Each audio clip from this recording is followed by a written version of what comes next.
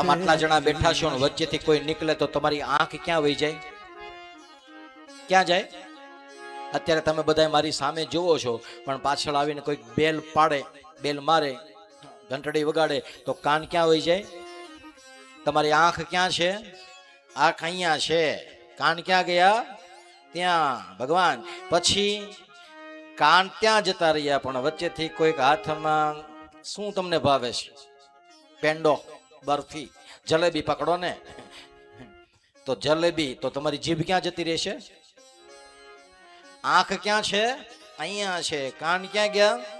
હા, જલેબી આવી, જીભ ક્યાં ગઈ? એ જલેબી અહીં સામે જીભ ગઈ અને ત્યાં પાછળ કોઈ કે અગરબત્તી પેટાવી. નાક ક્યાં ગયું?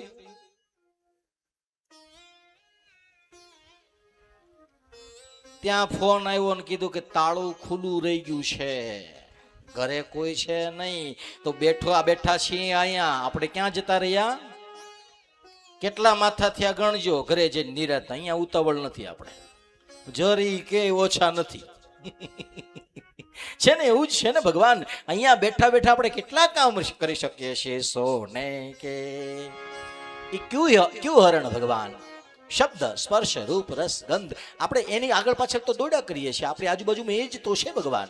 અને એક જ જગ્યાએ બેઠા બેઠા આપણે કેટલા બધા કામો કરી શકીએ છીએ. સોને કે હિરણો કે પીછે ભાગ રહા હૈ.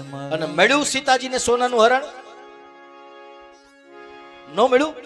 રામે માર્યું, મળ્યું રામને? નહીં. અને તમે તમારી જાતને પૂછો, જોતું તું એવું બધું આવી ગયું કે હજી બાકી રહી ગયું છે?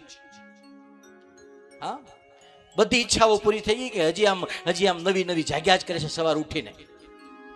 અને ક્યાં સુધી જાગશે? ક્યાં સુધી જાગશે ભગવાન? જ્યાં સુધી જીવતા રહેશું ત્યાં સુધી આશા અને તૃષ્ણા મરવાની નથી. આશા અને તૃષ્ણા મરી જાય તો જીવન નીરસ બની જાય, જીવન જીવવાની મજા જ ન આવે. એ તો સવારે ઉઠતા વેત સારું કંઈક કામ વિચારીએ છીએ એટલે કામ કરવાની, રસોઈ બનાવવાની, નહીતર દરરોજનું ઈ છે. હા, રૂટીન કેટલું છે, જરૂરિયાત કેટલી મારી તમારી? હા, જરૂરિયાત કઈ ઓછી છે, એટલી ગમતી છે. કેટલું અનાજ જોઈએ વિચારો, હાલો કરો સરવાળો. કેટલું અનાજ જોઈએ, કેટલા તેલના ડબ્બા જોઈએ, કેટલા ચટણી મીઠું હળદર જોઈએ, હા, કેટલી જોડ કપડાં જોઈએ, બોલો ને. અને કરો, 2 કાગળીઓ તૈયાર કરીને લેતા આવજો. કેટલું જોઈએ અને કેટલું કમાવો છો તમે? અને તોય કેટલી બાકી રહી ગયું છે, કેટલી ઈચ્છાઓ છે. જરૂરિયાત તો કાંઈ અધૂરી રહેતી નથી. જરૂરિયાત તો 2 મહિનામાં પૂરી થઈ જાય. તો એ 12 મહિના હળિયા પાટી, દોડા દોડ, કાંઈ નહીં. વધ્યું શું તો કે સીતારામ. સીતારામ આવ્યા છે. એટલા માટે ભગવાન સોને કે હિરણો કે પી.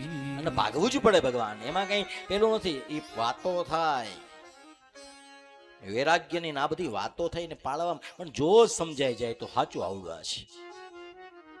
પ્રયત્ન તો કરવો જોઈએ, પુરુષાર્થ. હું અહીંયા બેઠા બેઠા એ જ કરું છું ને ભગવાન. હું એ જ્ઞાનની વૈરાગ્યની વાતો કરું છું કે તમને સમજાવવા માંગુ છું. એનો એટલે એ હું એટલા માટે સમજાવું, હું એટલા માટે કહું આ મારો રોલ છે. મારે તમને આ કહેવાનું છે કે મારી તમારી જે સાચી જરૂરિયાત છે ને એ ઈશ્વર ક્યારે અધૂરી રહેવા દેતો નથી. કોઈની નથી રહેવા દીધી, આપણે કેમ રહેવા દેશે? પણ એ જરૂરિયાતને પૂરી કરવા માટે કૂડ, કપટ, દંભ, પાખંડ એ કંઈ કરવાની જરૂર. એ જો કંઈક થતું હોય તો એને છોડી દો ખાલી. બીજું કોઈ નહીં, બીજું બધું કરવાનું છે. કારણ કે કર્મ કર્યા વિના તો માણસ રહી શકવાનો. ગીતાજીની અંદર ભગવાને કીધું છે કે મન છે ને 1 સેકન્ડ નવરું ન રહી. રાત્રે હુઈ જાય ને આપણી આંખ, કાન, નાક બધું બંધ થઈ જાય. મન ચાલતું હોય, મન વિચારો કર્યા કરતું હોય. કારણ કે મન છે ને એ જ ભગવાન સુધી લઈ જાય ને. ભગવાન સુધી કોણ લઈ જાય? મારું તમારું મન. મન છે એ બંધનમાં નાખે. મને એવા મનુષ્યાણામ કારણમ બંધ મોક્ષય. અને એ ધર્મ કોણ સમજાવે? એ ગ્રંથ કોણ બતાવે? એટલે કીધું કે તમે એના આશ્રય જાઓ. ક્યાં? કોના આશ્રય? તો કીધું ભાગવત.